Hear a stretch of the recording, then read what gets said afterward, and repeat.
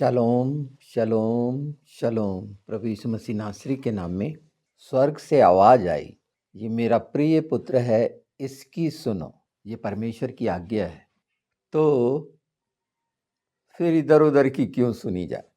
जैसे जीभ जो है स्वाद को परखती है, हम स्वाद को जानते हैं, कान वचन को परखते हैं। और आज जब हम इस खूबसूरत आज्ञा को जो हमारे हित के लिए है, अर्थात वो सब जानने समझने और पाने के लिए है, पहचानने के लिए है, और उसमें सारा सॉल्यूशन है कि किस रीति से हम उन चीज़ों से निकल सकते हैं जहां हम फंस गए हैं, किसी तरह की दुविधा और स्थिति में हैं। तो निश्चित ये दो हिस्से जो बहुत अजीब से हैं और जिसमें निरंतर दुष्टता जो कर रही होती है, और उसके साथ वो जो चाहता है हमारा मन प्राण आत्मा, पर उसके अनुरूप नहीं हो पाता, वो दुष्टता का नाश, इंसान बौखलाया हुआ होता है, उससे विक्षिप्त सा हो जाता है। परिस्थिति जो होती है, पहला यूहन्ना 3 में इन बातों का को समझकर इसे पढ़ें, जाने। और ये इसीलिए है कि छुटकारा मिले।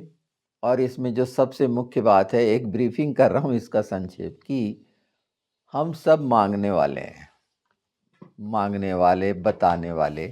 तो वो क्यों नहीं मिल पाता है मांगने वालों का, इसका भी हमें मिल जाएगा इस वचन में, क्योंकि ये सबसे बड़ी ज़रूरत है और ये सबसे बड़ी समस्या भी है हमारी, है ना, हम सब की। भजन संहिता में लिखा है कि प्रतापी राजा प्रवेश करेगा, हे फाटको। सुन लीजिए, लिखा है भजन संहिता 24 में, हे फाटको अपने सिर ऊंचे करो, हे सनातन के द्वार ऊंचे हो जाओ, क्योंकि प्रतापी राजा प्रवेश करेगा। वह प्रतापी राजा कौन है? परमेश्वर जो सामर्थी और पराक्रमी है, परमेश्वर जो युद्ध में पराक्रमी है। हे फाटको अपने सिर ऊंचे करो, हे सनातन के द्वारों तुम भी खुल जाओ, क्योंकि प्रतापी राजा प्रवेश करेगा। सेनाओं का यहोवा हमारा परमेश्वर प्रवेश, प्रभु यीशु, जो उससे बड़ा योद्धा कौन है? प्रभु यीशु से बड़ा योद्धा इस पृथ्वी पर कौन है, जिसने लूसीफर को, इब्लिस को हराया, उसके सिर को कुचल दिया। वो बात पूरी हुई परमेश्वर के वचन की, कि परमेश्वर के द्वारा ही वो जो निर्मित था मारा गया। इसका अर्थ ये है कि परमेश्वर ही वो सब बातों का नाश करेगा, और वो कोई दूसरा नहीं है जो उसकी किसी चीज़ को नाश कर सके। हाँ, विचार हो सकते हैं, पर यहाँ पर प्रतापी राजा प्रवेश करेगा। सनातन के द्वार, ये पुराने प्राचीन द्वार खुल जाओ। क्या है वो? हमारे जीवन के वो द्वार। वो प्रवेश करना चाहता है महाराजाधिराज सर्वशक्तिमान परमेश्वर प्रभु। उसे हम अगर जगह देते हैं, वो हम चाहते हैं, हम बुलाते हैं, उसे पुकारते हैं, अपने जीवन में उसे रखते हैं और रखना चाहते हैं, तो क्या होना चाहिए? क्या हम करने योग्य हैं? नहीं, वचन की सामर्थ हमें योग्य करेगी। वो पवित्र आत्मा के द्वारा हम प्रेरणा पाएंगे, जैसे अभी हम पहला यूहन्ना 3 के कुछ हिस्सों को देखेंगे। और जब हमारे जीवन में जो उसका जीवन है, हमारे राजा का हो जाएगा। मुझे जो पसंद है वो एक बात, कि मैं हमेशा के लिए प्रभु यीशु का गुलाम रहना चाहता हूँ। निश्चित उसने मुझे स्वतंत्र कर दिया है, पर मैं रहना चाहता हूँ कि उसकी खूबसूरत सच्चाइयाँ, उसके नज़दीक पूरी सुरक्षा, सब बातों की उसके वचन के अनुसार बहुतायत। हाँ, पर हमारी अतृप्त लालसा भी नहीं होनी चाहिए। आज अगर मैं एक प्लेन की मांग करूं तो कहाँ से उचित है? निश्चित, जब मैं एयरफोर्स में पढ़ा है तो मैं पायलट रहा हूँ, प्लेन उड़ा सकता हूँ। हाँ, अब के जो अत्याधुनिक हैं, हाँ, कठिन है। पर अगर मैं इच्छा करूँ यहाँ इंडिया में रहते हुए, तो बहुत सारी चीज़ों की झंझट में मैं फँस जाऊँगा, तो मैं ऐसी इच्छा रखूँ ही क्यों? जो व्यर्थ की हो, दिखावे की हो, उससे क्या हो जाएगा? हाँ, निश्चित हर बात भलाई की है। यहाँ मैं उस गुलामी की बात कर रहा हूँ कि एक जब गुलाम होता है अपने स्वामी की आज्ञा मानता है, वो इधर-उधर नहीं होता। अगर मान लेता है कि मैं गुलाम हूँ उसका, तो ये तो आत्मिक गुलामी कितनी खूबसूरत है। और सिर्फ गुलाम कह देने से नहीं होगा, वो आज्ञाकारिता हमारे कामों से दिखना चाहिए। जैसे पहले यूहन्ना 3 में प्रेम के बारे में है, संपूर्ण बातें परमेश्वर ने प्रेम में निहित करी हैं। तो अब हम उस पे चलते हैं कि क्या कहा गया है। हम शुरू करते हैं पहला यूहन्ना 3 उसके पहले पद से। देखो, पिता ने हमसे कैसा प्रेम किया कि हम परमेश्वर की संतान कहलाएं, और हम हैं भी। इस कारण संसार हमें नहीं जानता, क्योंकि उसने उसे भी नहीं जाना। हे प्रियो, अब हम परमेश्वर की संतान हैं, और अभी तक यह प्रकट नहीं हुआ कि हम क्या कुछ होंगे। इतना जानते हैं, जब वह प्रकट होगा तो हम उसके समान होंगे, क्योंकि उसको वैसा ही देखेंगे जैसा वह है। और जो कोई उस पर यह आशा रखता है कि वह अपने आप को वैसा ही पवित्र करता है जैसा वह पवित्र है। अभी हमने पवित्र बनों पे एक सुना, जिस पे 2 एपिसोड हुए विशेष पवित्र आत्मा के द्वारा करना। उसके साथ जो कोई पाप करता है वह व्यवस्था का विरोध करता है, और पाप तो व्यवस्था का विरोध है। तुम जानते हो कि वह इसलिए प्रकट हुआ को पापों को हर ले जाए, और उसके स्वभाव में पाप नहीं। जो कोई उसमें बना रहता है वह पाप नहीं करता, और जो कोई पाप करता है उसने ना तो उसे देखा और ना उसे जाना है। हे बालकों, किसी के भरमाने में ना आना। जो धर्म के काम करता है वही उसके समान धर्मी है। जो कोई पाप करता है वह शैतान की ओर से, और क्योंकि शैतान आरंभ से ही पाप करता आया है। परमेश्वर का पुत्र इसलिए प्रकट हुआ कि शैतान के कामों को नाश करे। जो कोई परमेश्वर से जन्मा है वह पाप नहीं करता, क्योंकि उसका बीज उसमें बना रहता है, और वह पाप कर ही नहीं सकता, क्योंकि परमेश्वर से जन्मा है। हमने नया जन्म ले लिए, जन्म की बात है, और अगर वो बीज हम में बना है तो पाप कर ही नहीं सकते। और अगर हो रहा है इस तरह का, तो हम इसके आगे जाएंगे तो इन सारी चीज़ों के निराकरण है। क्षमा पहला उपाय परमेश्वर ने हमारे लिए कर दिया, चाहे कैसी भी स्थिति हो। अगर हम ये यीशु की सुनते हैं, ये आज्ञा को मानते हैं, तो ये बात पूरी होती है। ये देखिए, अगर हम चाहते हैं कि इन चीज़ों से छुटकारा पाएं और मांगें और मिल जाए, और मिलना भी चाहिए, तो 3:23 देखें। उसकी आज्ञा यह है कि हम उसके पुत्र यीशु मसीह के नाम पर विश्वास करें, और जैसा उसने हमें आज्ञा दी है उसी के अनुसार आपस में प्रेम रखें। वो नाम में विश्वास जो सबसे ऊपर बैठाया गया सारी सृष्टि में, जिसमें सामर्थ है, और जो लोग इसकी मीनिंग समझते हैं यीशुआ की, तो वो अच्छे से समझते हैं कि उसका नाम का महत्व क्या है। सिर्फ सिंपल यीशु कह देना और उसके महत्व को नहीं जानना। गुलाम को अपने स्वामी का महत्व जानना चाहिए, उसके नाम का महत्व, हर बात। और वो बोल रहा है, वचन साफ कह रहा है कि प्रेम यहाँ पर के अनुसार अपने आप में प्रेम रखें। और संसार और ये प्रेम लिखा है, जो प्रेम नहीं रखता वह मृत्यु की दशा में रहता है। जो कोई अपने भाई से बैर रखता है वह हत्यारा है, और तुम जानते हो किसी हत्यारे में अनंत जीवन नहीं रहता। हमने प्रेम इसी से जाना कि उसने हमारे लिए प्राण दे दिए, और हमें भी भाइयों के लिए प्राण देना चाहिए। पर जिस किसी के पास संसार की संपत्ति हो, अपने भाई को कंगाल देखकर उस पर तरस न खाना ना चाहे, तो उसमें परमेश्वर का प्रेम कैसे बने रह सकता है। हे बालकों, हम वचन और जीभ ही से नहीं, पर काम और सत्य के द्वारा प्रेम को प्रकट करें। ये खूबसूरत विषय है जो बहुतों के लिए बड़ा कष्ट का है, दुविधा का है, समझ में नहीं आने का है। और संसार में शरीर के द्वारा ये चीज़ें होनी हैं जो परमेश्वर जानते थे। और इसीलिए अगर इस चीज़ को समझना है, इन तकलीफ़ों को समझना है, तो अय्यूब 34 में कैसी बातें हो रही हैं, इसे पढ़ लीजिए। हमारे पास थोड़ा समय है, कई चीज़ें जानी नहीं समझी गईं और भटकाने वाले ने, भरमाने वाले ने उस पे बहकाया भरमाया, और ये शुरू से होता रहा। यहाँ मुख्य है, हम सिर्फ प्रभु यीशु की सुने। पहली चीज़, पिता ने कहा ये मेरा प्रिय पुत्र है, इसकी सुनो, इसके अतिरिक्त नहीं। वो सुनने वाले कान की यीशु कह रहे हैं, और यीशु कह रहे हैं ये सुनते चले जाओगे अगर सुनने वाले बन जाओगे।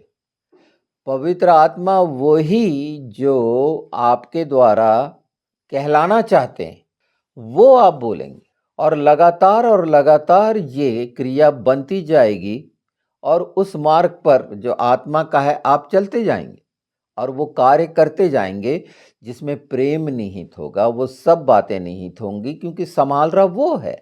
दूसरी बात लिखी जिसे हम देखते हैं कि उस नाम को महत्व सृष्टि रचयिता ने ठहराया कि हम उस नाम को महत्व दें। तो वो सब बातें जो, तो महत्व देना, किसी विशेष नाम की कैसी स्मृति रहती है हमारे, उसके लिए कैसे रहते हैं, प्रभु यीशु के लिए क्या रिएक्ट करता है हमारा मन, प्राण, आत्मा, बुद्धि, उसमें रिएक्शन नहीं है तो मरापन ही तो है ना। और संपूर्णता से प्रेम रखने का ठहराया गया है वहाँ, इसलिए ठहराया गया है कि वो संपूर्ण नाम का महत्व समझें और उसकी सुन सकें और उसे सब परख सकें। जानो परखो, ये सब लिखा हुआ है। परखना चल ही रहा है ना, और कई तरह की विसंगतियां या गलतियां हो रही हैं। अभी अगर मैं ये बताऊं, ये बोलूं, बहुत ध्यान दे के समझिए, है ना, क्योंकि इसको जो जानना समझना चाहिए, ये बात आ गई तो बता देता हूँ। हालांकि कहीं ना कहीं किसी वीडियो में निश्चित होगी, पर यहाँ मैं उसे कर देता हूँ साफ। जो कन्फ्यूजन्स हैं, उन बातों के महत्व को ख़त्म करना, क्योंकि दुष्ट हमेशा चाहा है कि उस नाम को नीचा दिखाए, उस व्यक्तित्व को नीचा दिखाए। और उसमें पहली घटना क्या हुई थी, जब प्रभु यीशु क्रूसीफाइड हुए, क्रूस पर उनको चढ़ाया गया, तो वहाँ की घटनाओं में एक घटना थी जो हिंदी में लिखी हुई है, मरकुस 15:34। हम देखते हैं इस घटना, ये एक विशेष बात है जो रख दी गई कि हम इसे जाने पहचाने। तीसरे पहर यीशु ने बड़े शब्द से पुकार कर कहा, एलोई एलोई लमा शबक्तनी। और यहाँ लिखा है जिसका अर्थ यह है कि हे मेरे परमेश्वर, तूने मुझे क्यों छोड़ दिया। इसका अर्थ लगाते हैं कि पुकार रहा है मदद के लिए, और यीशु ने को प्रभु परमेश्वर ने छोड़ दिया। यहाँ शबक्तिनी का मतलब कैसा संदेह पैदा होता है। अब इसी बात को हम भजन संहिता 22 में देखते हैं, क्योंकि ये बताया जाता है, पहला ही पद, हे मेरे परमेश्वर, तूने मुझे क्यों छोड़ दिया। ये दो जगह जो बताई गई, तो यहाँ पर जो छोड़ा गया है हिब्रू में लिखा है उसको अजब, मतलब जैसे शबक्तनी, अजबक्तनी, अगर इसका शॉर्ट निकालें तो अजब और शबक। अजब का मतलब होता है छोड़ देना, फॉर सेकंड। ये छोड़ना अलग है। जैसे बरब्बा को छुड़ाने के लिए यहूदी क्या बोल रहे थे, बरब्बा को छोड़, रिलीज कर। यह है सबक तनी।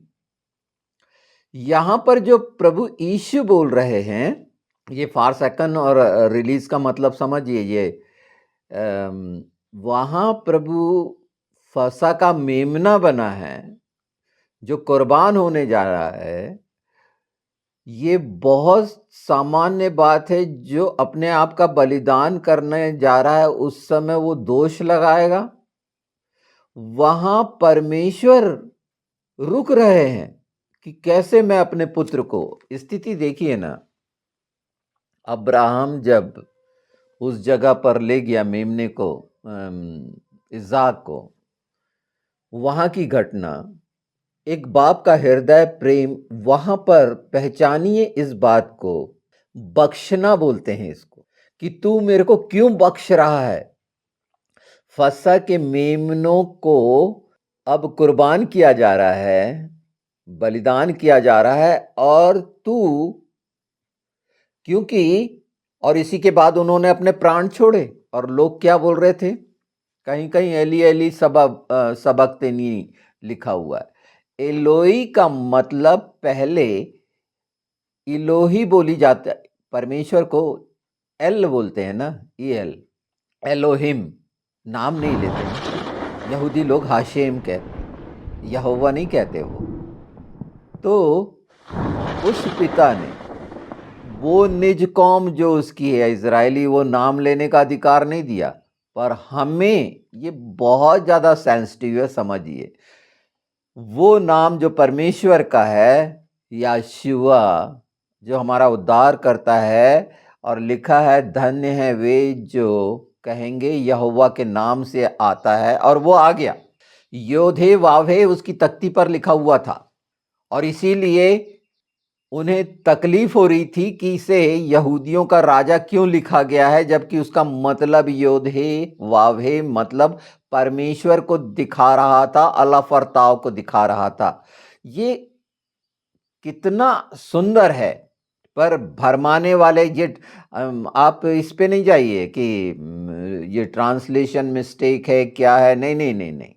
इस बात को उस समय तक, क्योंकि आज अगर ये बात समझ में नहीं आती तो वो चुराने वाले भी इस पर और कुछ जोड़ देते। आज उनके पास कुछ नहीं है।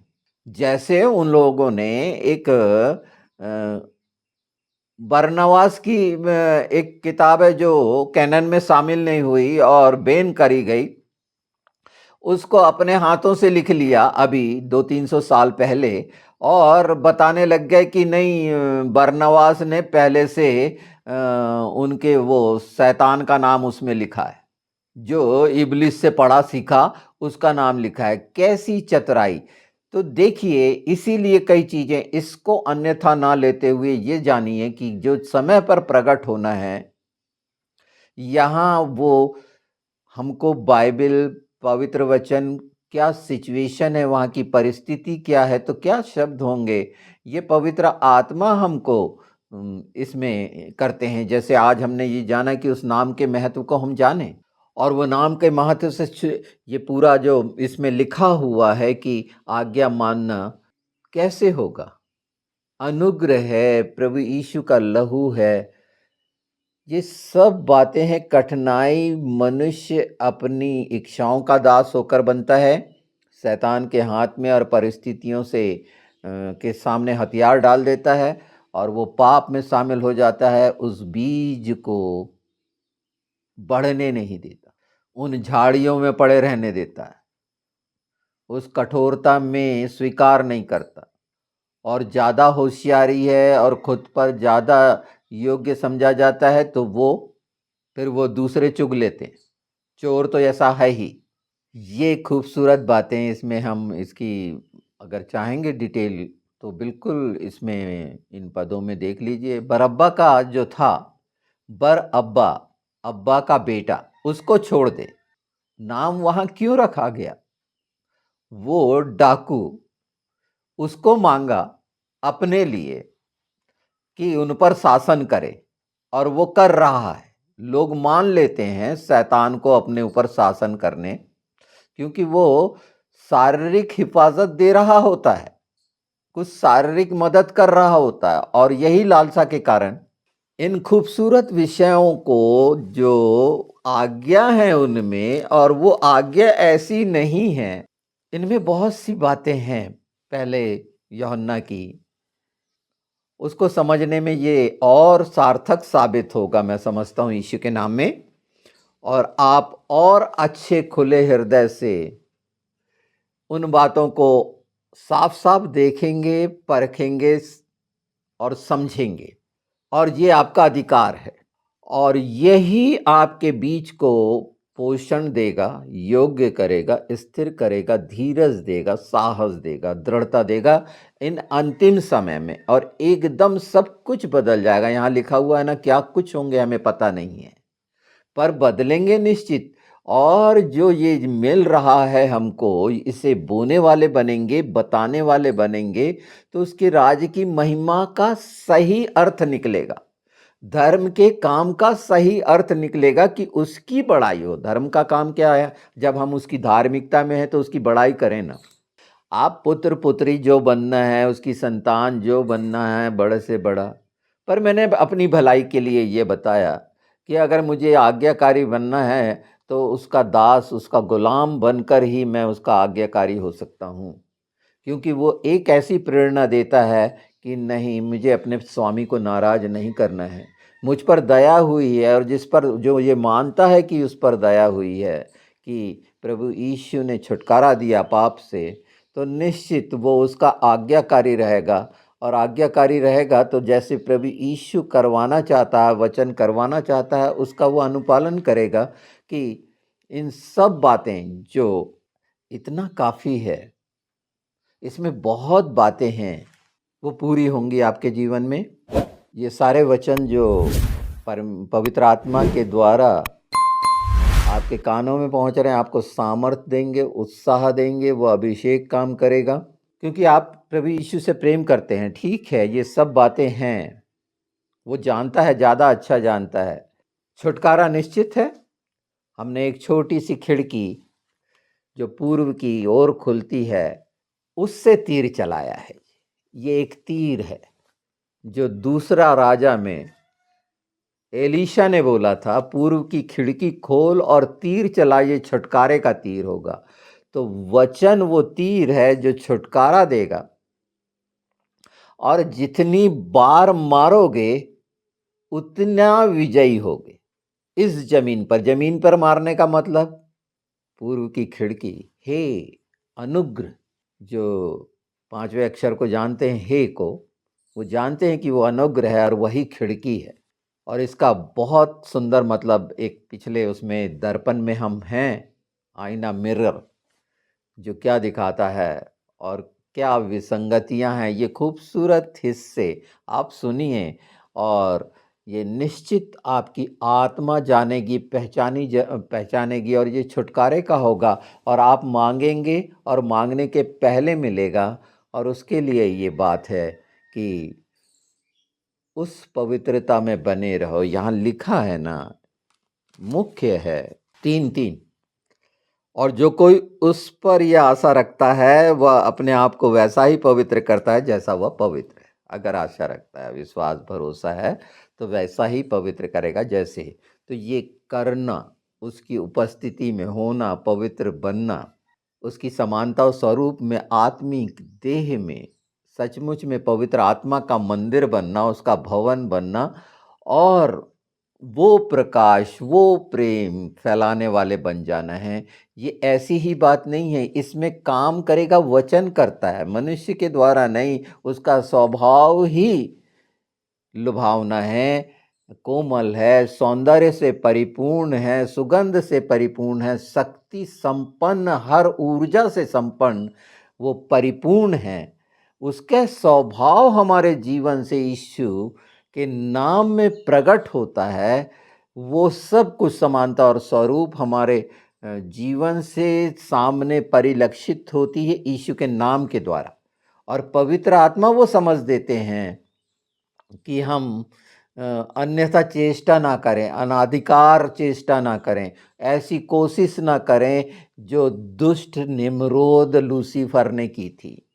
और ये सब आशीष का कारण है, परमेश्वर की महिमा और स्तुति और बड़ाई का कारण है कि हमारे द्वारों से ये ऊंचा क्यों करना है द्वार, क्यों वो प्रतापी राजा हमारे जीवन में, हमारे जीवन के द्वारा उसका प्रताप प्रकट हो, हम सब के द्वारा, और ये होना ही है। छुटकारे के लिए थोड़ी देर है, पूरा छुटकारे के लिए देर लग रही है, परिपक्व होने के लिए, कि फल जब पकता है तब मीठा होता है और वो निश्चित आपके द्वारा प्रकट होगा यीशु के नाम में।